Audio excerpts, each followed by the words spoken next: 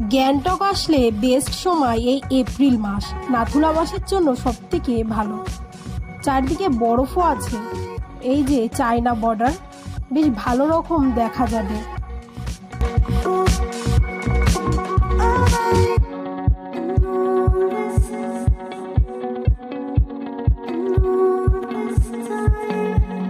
নাথুলা পাসে এসে কিন্তু প্রচুর পরিমাণে শরীর অসুস্থও হয়ে যেতে পারে, তাই সব কিছু সাথে রাখা খুব জরুরি।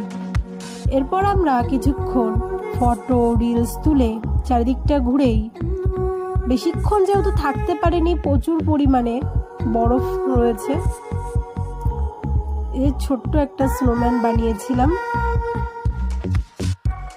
গ্যাংটকে এসে, নাথুলা পাসে এসে আমাদের গ্যাংটক ঘোরা কিন্তু সার্থক। এর পরের পর্বগুলোতে বাবা মন্দির, ছাঙ্গু লেক আর একটি ওয়াটার